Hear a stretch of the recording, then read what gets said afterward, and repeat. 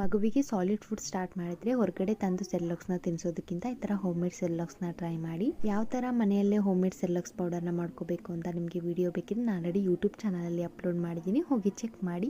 ಈ ಪೌಡರ್ನ ಯೂಸ್ ಮಾಡಿ ಯಾವ ಥರ ಪಾಪುಗೆ ಸರಿ ಮಾಡಿ ತಿನ್ನಿಸೋದು ಅಂತ ನೋಡೋಣ. ಫಸ್ಟಿಗೆ ಒಂದು ಪಾತ್ರೆನ ಇಟ್ಟು ಅದಕ್ಕೆ ಒಂದು ಗ್ಲಾಸ್ ಹಾಲನ್ನ ಹಾಕ್ತಾಯಿದ್ದೀನಿ, ಹಾಗೆ ಒಂದು ಅರ್ಧ ಗ್ಲಾಸಷ್ಟು ನೀರನ್ನ ಕೂಡ ಹಾಕಿದ್ದೀನಿ. ಇವಾಗ ಪೌಡರ್ ಮಾಡ್ಕೊಂಡಿರೋಂಥ ಹೋಮ್ ಮೇಡ್ ಸೆರ್ಲಾಕ್ಸ್ನ ಒಂದು ಸ್ಪೂನಷ್ಟು ಹಾಕಿದ್ದೀನಿ. ಇದನ್ನು ಚೆನ್ನಾಗಿ ಮಿಕ್ಸ್ ಮಾಡಿ ಗಂಟಾಗದೇ ಇರೋ ಥರ ಚೆನ್ನಾಗಿ ಮಿಕ್ಸ್ ಮಾಡ್ಕೊತಾ ಇರಬೇಕು.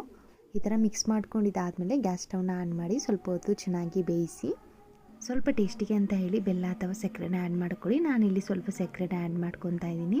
ನಾವು ಮಾರ್ಕೆಟಲ್ಲಿ ತರುವಂಥ ಸೆರ್ಲಾಕ್ಸು ತುಂಬ ಸ್ವೀಟ್ ಇರುತ್ತೆ, ಬಟ್ ನಾವು ಮನೆಯಲ್ಲಿ ಮಾಡುವಂಥ ಸೆರ್ಲಾಕ್ಸ್ ಯಾವುದೇ ಥರ ಸ್ವೀಟ್ ಇರಲ್ಲ. ಅದರಿಂದ ಸ್ವಲ್ಪ ಸಕ್ಕರೆ ಅಥವಾ ಬೆಲ್ಲನ ಆ್ಯಡ್ ಮಾಡ್ಕೊಳ್ಳೋದ್ರಿಂದ ಯಾವುದೇ ಥರ ಸ್ವೀಟ್ನೆಸ್ ಜಾಸ್ತಿ ಇರಲ್ಲ. ಈ ಥರ ಸ್ವಲ್ಪ ಬೇಯಿಸಿದಾದಮೇಲೆ ಸ್ಟವ್ನ ಆಫ್ ಮಾಡ್ಕೊಳ್ಳಿ. ಇದನ್ನು ಮಕ್ಕಳಿಗೆ ಬೆಳಿಗ್ಗೆ ಅಥವಾ ನೈಟ್ 1 ಟೈಮ್ ತಿನ್ನಿಸೋದ್ರಿಂದ ಮಕ್ಕಳ ವೇಟ್ ಗೇನ್ ಕೂಡ ತುಂಬಾ ಚೆನ್ನಾಗಿ ಆಗುತ್ತೆ. ಇನ್ನು ಹೆಚ್ಚಿನ